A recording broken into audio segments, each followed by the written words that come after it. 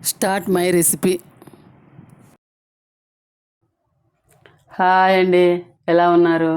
Welcome back to my channel start my recipe. ఈరోజు నేను దొండకాయ పకోడీ చేసుకోబోతున్నాను. దొండకాయ పకోడీకి ఏమేమి కావాలో చూసేద్దామా. దొండకాయ పకోడీకి దొండకాయలు, వెల్లుల్లి, కొత్తిమీర, కరివేపాకు, పల్లీలు, మైదాపిండి, రైస్ ఫ్లోర్, శనగపిండి, సాల్ట్, కారం, ఉల్లిపాయ.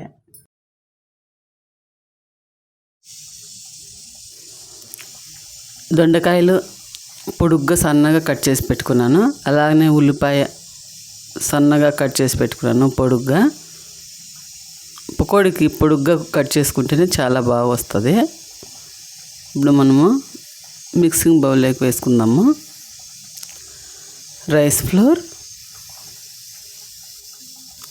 2 స్పూన్లు,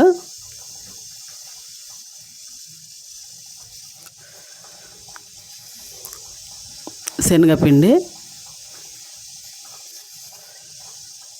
2 స్పూన్లు,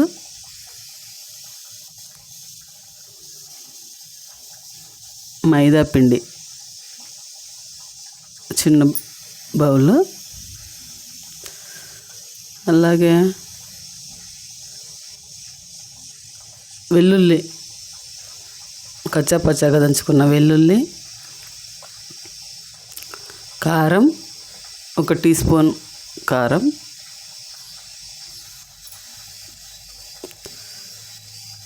కొత్తిమీర, కరివేపాకు సన్నగా కట్ చేసి పెట్టుకున్నాను.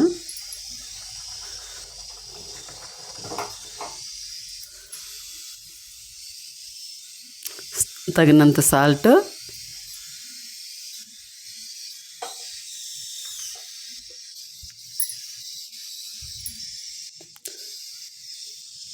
కొద్దిగా జీలకర్ర,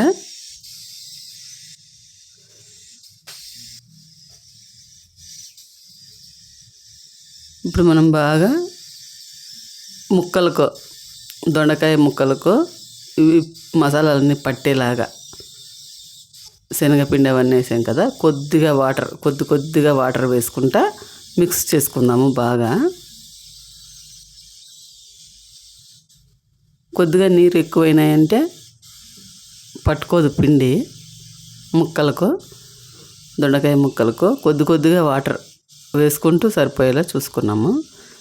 ఇప్పుడు నేను స్టవ్ ఆన్ చేసుకొని బాండ్లీ పెట్టుకున్నాను, ఆయిల్ వేసుకున్నాను. ఆయిల్ హీట్ ఎక్కింది. ఇప్పుడు మనము దొండకాయ పకోడీ ఒక్కొక్కటిగా వేసుకుందాము. ఒక్కొక్కటిగా వేసుకోవడం వల్ల పకోడీ బాగా కాలుతుంది అన్ని వైపులా.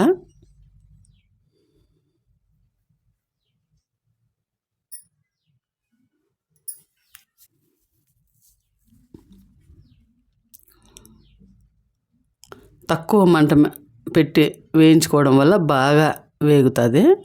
చూడండి, అయిపోయింది.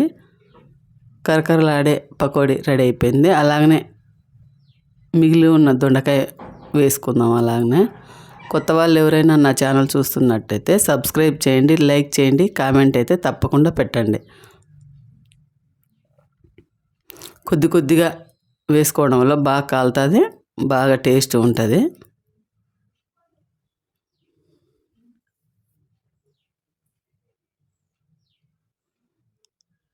చూడండి, బాగా కాలింది కదా. ఇప్పుడు మనము ప్లేట్లోకి తీసుకుందాము.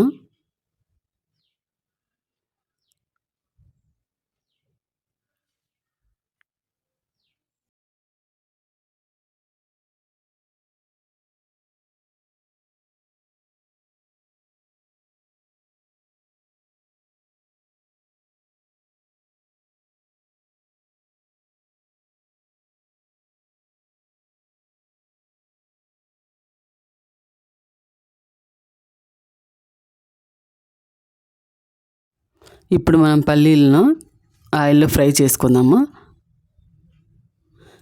ఈ దొండకాయ ఫ్రైలో పల్లీలు మధ్యలో పలక తగ్గడం వల్ల చాలా టేస్ట్ ఉంటుంది.